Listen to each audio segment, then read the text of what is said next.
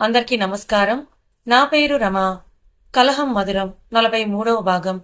రచయిత మోక్ష గారు. ఏడుస్తున్న మనుని ఓదారుస్తూనే వియ్యంకుడు వాళ్ళ బావగారికి కాల్ చేశారాయన.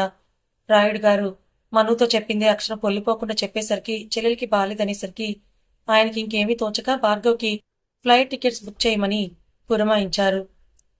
ఫ్లైట్లో ఎక్కిన తర్వాత కూడా మను ఏడుస్తూనే నిన్న అమ్మ ఫోన్ చేసినప్పుడు కూడా నేను అమ్మతో సరిగ్గా మాట్లాడలేదు మావయ్య, పనిలో ఉన్నాను, తర్వాత చేస్తాను పెట్టేయని ఫోన్ పెట్టేశాను అని ఏడుస్తూనే వచ్చి కిరణ్ గారి భుజం మీద పడుకుని పోయింది. ఫ్లైట్ ఇండియాలో దిగగానే నిద్రలేపారు కిరణ్ తనని.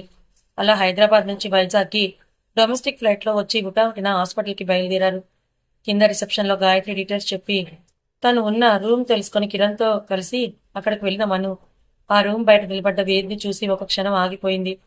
అంతలోనే తనకి వాళ్ళ అమ్మ గుర్తుకొచ్చి వెనకే ఉన్న కిరణ్తో మావయ్య ఊర్లో బాబాయ్ హాస్పిటల్ ఉంచుకొని అమ్మని ఇక్కడ తీసుకొచ్చారేంటి అని అనుమానంగా అడిగింది. యాక్సిడెంట్ జరిగిన ప్లేస్కి ఈ హాస్పిటల్ దగ్గర ఉందని అడ్మిట్ చేసినట్టున్నారు మను. అమ్మ లోపలినట్టుంది పద అని అక్కడ నిలబడ్డ వేదిని చూస్తూనే లోపలికి వెళ్లారు. లోపలికి వెళ్ళాక తీరిగ్గా కూర్చొని యాపిల్ తింటూ ఇంకో మ్యాగజైన్ ఏదో తిరిగేస్తున్న గాయత్రిని చూడగానే ఇద్దరు మొహమొహం చూసుకున్నారు. అదేంటి మను, గాయత్రి అసలు స్పృహలో లేదు, ఒళ్ళంతా గాయాలే అని మీ నాన్న చెప్పారు, అమ్మ బాగానే ఉంది కదా అని ఆశ్చర్యంగా మనుని అడిగి గాయత్రి దగ్గరికి అడుగులు వేసి గాయత్రి ఎలా ఉంది నీకు అని అన్నారాయన.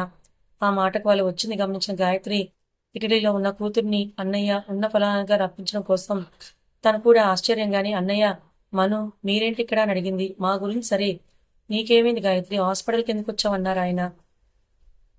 మా గురించి సరే, నీకేమైంది గాయత్రి, హాస్పిటల్కి ఎందుకు వచ్చావు అన్నారాయన. హాస్పిటల్కా, నిన్న మీ బావ ఫ్రెండ్కి ఒంట్లో బాగాలేదంటే చూడటానికి వచ్చాం, ఎలాగూ వచ్చాం కదా అని ఆయన వద్దంటున్నా వినకుండా టెస్టులన్నీ చేస్తున్నారు. నిన్నటి నుంచి హాస్పిటల్లోనే ఉన్నామని అన్నది. నార్మల్ చెకప్కే. నిన్నటి నుంచి ఇక్కడే ఉన్నారా అని కిరణ్ నుదురు చిట్లించి మరి బావ నాకు కాల్ చేసి నీకు యాక్సిడెంట్ అయిందని ఎందుకు చెప్పారు అని అడిగాడు కిరణ్. యాక్సిడెంట్ అయిందన్నారా గాయత్రి ఆ మాట పలికి ఏదో బుర్రకు తట్టినట్టు బల్లు నవ్వుతుంటే మను కోపంగా అమ్మా ఏమైందని అడిగితే అలా నవ్వుతున్నావేంటి అని అంది. మను ఎందుకే అంత కోపం అని కిరణ్తో అన్నయ్య మనుని ఇండియా రప్పించడానికి మీ బావగారు చేసిన ప్లాన్ అనుకుంటా ఇది అంటూ 2 రోజుల క్రితం వేద్ ఇంటికి వచ్చి మాట్లాడిన విషయం అంతా చెప్పారు. అంతా విన్నాక మనుకి కోపం వచ్చేసింది. అక్కడ ఉండబట్టలేక చేతి పిడికిలు గట్టిగా బిగించి విసురుగా బయటకు వెళ్తున్న మనుని ఎక్కడికే అని గాయత్రి అడిగితే నాన్న దగ్గరికి అని చెప్పి విసురుగా బయటకొచ్చిన మను అక్కడే కారిడార్లో నిలబడ్డ వేద్ చెంప చెల్లెను వాయించింది. అమ్మడు అంటూ కళ్ళు పెద్దవి చేసి చూశాడు వేద్. ఛీ, నన్నలా పిలవకు అని వేద్ని చూసి మొహం చీదరించుకుని పిలిస్తే వచ్చేదాన్నే కదా, నన్ను ఇండియా రప్పించడం కోసం మా అమ్మకు బాలేదని చెప్తావా, ఎంత భయం వేసిందో తెలుసా, నేనెంత కంగారు పడ్డానో నీకేం తెలుసు, ఇదే పని నేను చేస్తే మీ అమ్మకు బాలేదని నిన్ను ఉన్న పలంగా ఇంటికి రప్పించేస్తే నువ్వు ఊరుకుంటావా, నీదింత చీప్ క్యారెక్టర్ అనుకోలేదు, చిచ్చి అని వెళ్ళిపోతున్న మనుని చూసి మను కొట్టిన చెంప తడుముకుంటూ ఇది మాట్లాడిన దాంట్లో నాకు అర్థమైంది ఒకటే, నా తప్పు లేకుండానే నన్ను కొట్టింది అని గట్టిగా నిట్టూర్చి వాళ్ళ అత్త దగ్గరికి వెళ్ళాడు. జెట్ లాగ్తో తలంతా బరువుగా అనిపించిన మను అక్కడే హాస్పిటల్ క్యాంటీన్కి వెళ్ళి తన కోసం అని టీ తీసుకొని బయటకు వస్తుంటే రిసెప్షన్లో బిల్ పే చేస్తూ కనపడిన వాళ్ళ నాన్నని చూసి ఆయన దగ్గరికి వెళ్ళింది.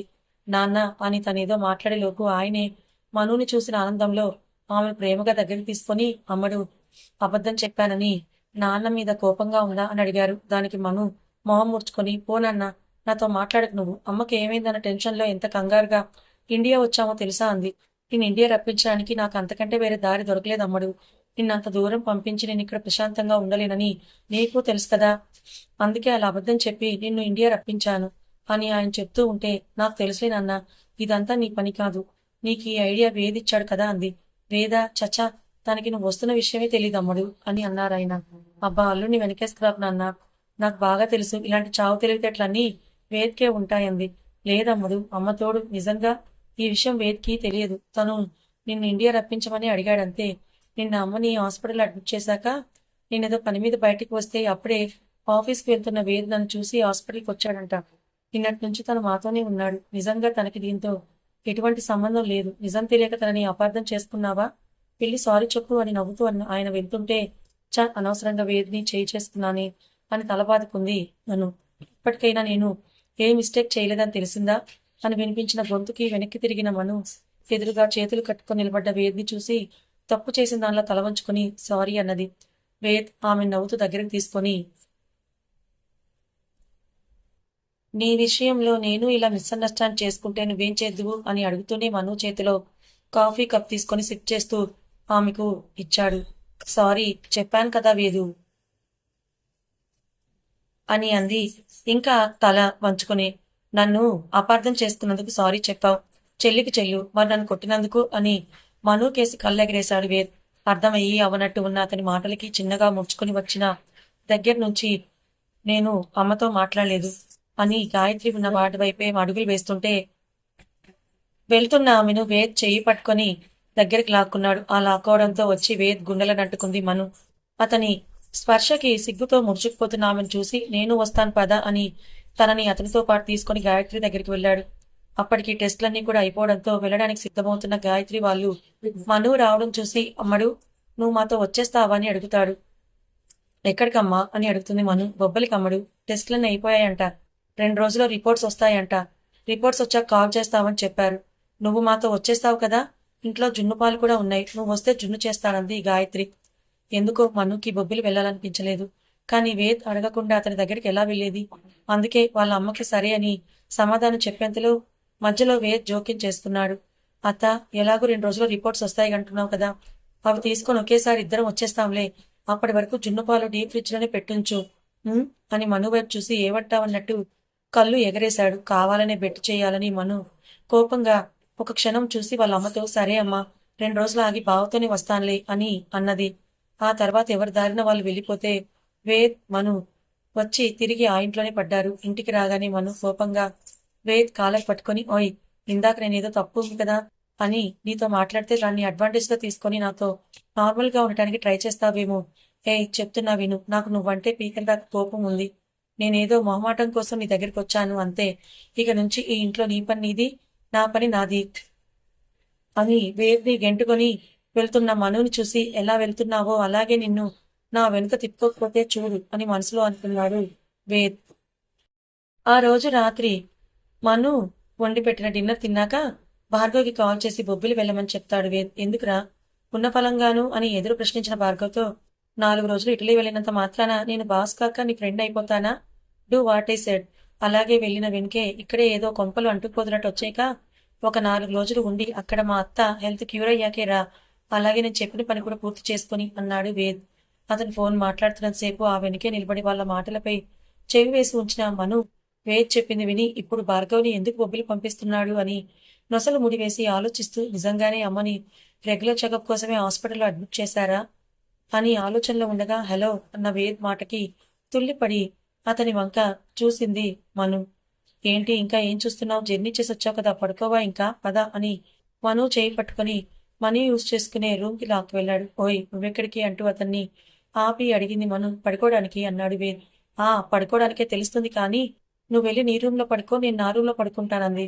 నా రూమ్లో ఏసీ రిపేర్, నువ్వు రాకముందు నుంచి నేను నీ రూమ్లో పడుకుంటున్నాను అన్నాడు వేద్. నువ్వు పుట్టినప్పటి నుంచి ఏసీలో పెరిగావేమో, నేను అలా కాదు కదా, నేను ఈ రూమ్లో అడ్జస్ట్ అవుతానులే అని వేద్ రూమ్లోకి వెళ్తుంటే వేద్ ఆమెను ఆపి ఇక్కడ ఫ్యాన్ కూడా పనిచేయట్లేదన్నాడు. ఆ మాటకి మను అడుగు ముందుకు వేయలేక ఆగిపోతే ఆమెను గమనించి వేద్ నవ్వుకొని ఆమె దగ్గరికి వచ్చి ఆమె చెవిలో చిన్నప్పటి నుంచి ఫ్యాన్లో అయితే పుట్టి పెరిగావు కదా అన్నాడు. మను విసురుగా వేద్ చేతిని విదిలించుకొని అతన్ని కోపంగా విసిరి కొట్టి విసురుగా నడుచుకుంటూ తన రూమ్కి వెళ్తున్న మనుని చూసి నవ్వుకుంటూ ఆమె వెనుకే వెళ్ళాడు వేద్ కూడా. ఇద్దరికి మధ్యలో ఒక చిన్న సైజ్ చైనా వాళ్ళు కట్టేసి నిద్రపోకుండా వేద్ని బండబోతులు తిడుతున్న మను పడుకుంటాడనుకున్న వేద్ తన ముందే నడుచుకుంటూ బాల్కనీలోకి వెళ్లి విస్కీ బాటిల్ పట్టుకుని వెళ్ళడం చూసి వీడికి మళ్ళీ ఏం గుర్తొచ్చింది, ఇప్పుడు మందు బాటిల్ పట్టుకుని వెళ్తున్నాడు అని మనసులో అనుకుంటుంది. వేద్ తన మాటలు విన్నట్టుగా ఆమె కేసు తిరిగేసరికి దుప్పటితో పూర్తిగా మొహం కప్పేసుకుని నిద్ర నటిస్తున్న మనుని చూసి చిన్నగా నవ్వుకొని అక్కడే కింద నేలపై కూర్చొని బాటిల్ క్యాప్ ఓపెన్ చేశాడు. క్యాప్ తీయగానే వచ్చిన స్మెల్కి టెంప్ట్ అయిన మను, అబ్బా చాలా రోజులైంది తాగి, ఫారెన్ బ్రాండ్ కూడాను, స్మెల్లే నోరూరిపోతోందని తన మనసులో అనుకుంటుంటే తన నుంచి వచ్చిన తన ఈవిల్ మైండ్ బయటకొచ్చి ఒక్కసారి వెళ్ళి అడిగి చూడు అని అంటుంది. అడిగితే ఇస్తాడంటావా అని తన ఈవిల్ బ్రెయిన్ ని ప్రశ్నిస్తుంది మను. అడిగి చూడు, నరుకుతాడు అని సీరియస్ టోన్తో చెప్పేసరికి చచ్చా నాకెందుకులే వాడుతూ అనుకుని కళ్ళు మూసుకుంటుంది.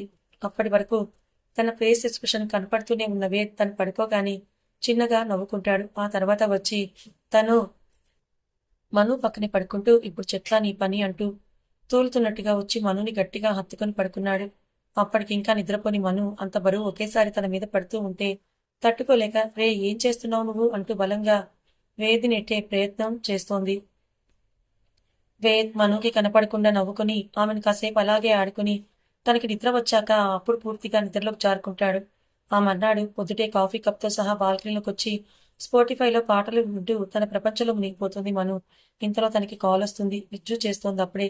సాంగ్స్ పాస్ చేసి విజ్జు కాల్ లిఫ్ట్ చేస్తుంది. ఎందుకంటే తను అసలు ఇండియా వచ్చాక విజ్జుతో మాట్లాడిందే లేదు. చెప్పు విజ్జు ఏం చేస్తున్నావని తను విజ్జు క్షేమ సమాచారాలు అడిగితే నాకేంటి కానీ ఆంటీకి ఎలా ఉంది ఇప్పుడు అని అడుగుతుంది. అమ్మ గురించా అంటూ తల పట్టుకుని నథింగ్ విజ్జు, నన్ను ఇండియాకి రప్పించడానికి నాన్న ప్లే చేసిన డ్రామా ఇది. ఇక్కడ అంతా బాగానే ఉన్నారంటుంది. మరైతే నువ్వు ఇటలీ రావా మళ్ళీ అని అంటుంది విజ్జి. నా సంగతి ఏమో కానీ నువ్వే ఇండియా వచ్చే విజ్జి. అక్కడ ముక్కు మొహం తెలియని తెల్లతోరలోకి కమిట్ అవ్వక బుద్ధిగా ఆంటీ అంకుల్ చూసిన సంబంధం చేసుకో అంటున్న మను అప్పుడే నిద్రలేచి తన దగ్గరికి వస్తున్న వేద్ని గురువుగా చూస్తూ ఇష్టపడి పెళ్లి చేసుకొని నేను పడుతున్న కష్టం చూస్తున్నావు కదా అంటూ వేద్ని చూసి కొరకరా పళ్ళు నూరుతుంది. వేద్ నవ్వుకుంటూ వచ్చి మను ముందు ఉన్న స్వింగ్ చైర్లో కూర్చొని మను చేతిలో కప్ తీసుకొని ఆ కాఫీని సిప్ చేస్తాడు. ఇంకేంటి విజ్జి అని తనతో ఇంకా ఏదో మాట్లాడుతుంది మను.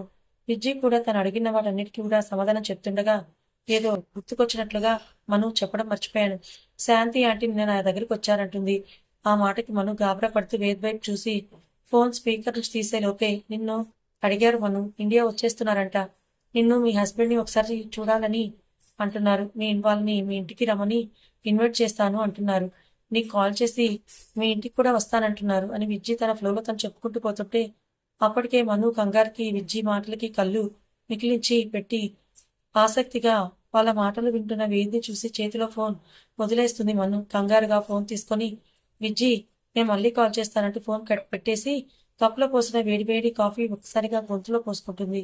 ఆ వేడికి నోరు కాలి అమ్మా అంటూ కప్పు కిందకి వదిలేస్తే వెంటనే వేద్కి రియాక్ట్ అయ్యి అమ్మడు అంటూ మనుని దగ్గర తీసుకుని నోట్లో మెల్లిగా గాలి వదులుతూ కొద్దిగా వాటర్ పట్టిస్తాడు. ఇప్పటికీ మొహం అంతా చెమటలు పట్టేసారు. తనకి చెల్లా చెదురుగా ఉన్న తన కళ్ళలోకి సూటిగా చూస్తూ ఏమైందని అడుగుతాడు వేద్. మెల్లిగా నెట్టూరుస్తూ ఏమీ లేదు అన్న అతన్ని వదిలించుకుంటుంది. వేద్ మాత్రం ఆమెను వదలకుండా శాంతి ఆంటీ ఎవరు అని అడుగుతాడు. గతుకుమంటుంది మను. అతనికి ఏం సమాధానం చెప్పాలో తెలియక నీళ్లు నవ్వుతూ ఉంటే వేద్కి మను కింద పెద్దవి 2 వెళుతూ లాగి కాఫీ చాలా వేడిగా ఉంది, అలా తాగేశావు, బాగా వంటగా ఉందా అని అడిగాడు. లేదు అంటూ తల అడ్డగా ఊపుతుంది మను. మరి ఓకే అంటే అని కిందికి పైకి తలాడిస్తుంటే చెమటకి నుదుటిన ఉతుక్కున్న హెయిర్ని చెవి వెనక్కి పెడుతూ శాంతి ఆంటీ ఎవరు అని అంటాడు. వదిలేలా లేడు అని మనసులో అనుకుని అతనికి ఏమీ సమాధానం చెప్పాలా అని మను ఆలోచిస్తుంటే అమ్మడు నిన్నే అడుగుతుంది. శాంతి అంటే ఎవరు? ఆవిడ పేరు వినగానే ఎందుకంత కంగారు పడుతున్నావు, ఏమైంది అంటూ ఇందాకట్లా సాఫ్ట్ వాయిస్తో కాకుండా కొంచెం సీరియస్నెస్తో అడిగేసరికి భయంగా గుటకలు మింగుతూ ఉంది మను.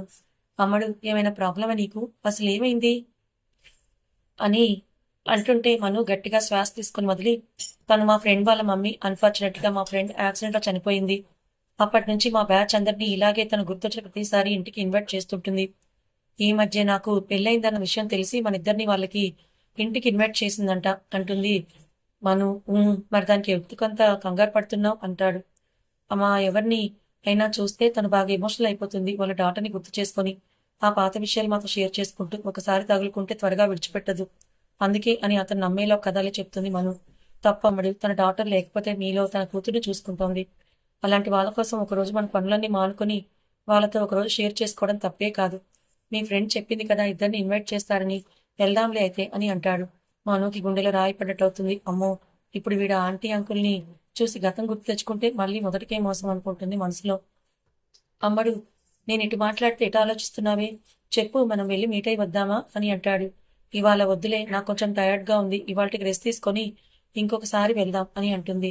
సరే అంటూ మను చెంపలు నిమిరి ఈ రోజుకి ఏ పని పెట్టుకోక పూర్తిగా రెస్ట్ తీసుకో, వంట కూడా వద్దు, నేను ఫుడ్ ఆర్డర్ పెడతాను అని వేద్ వెళ్తుంటే శాంతి గారి ఆలోచనలో ఉండిపోయిన మనుకి వేద్ ఆమెను ముద్దు పెట్టింది కూడా గమనించలేకపోతుంది.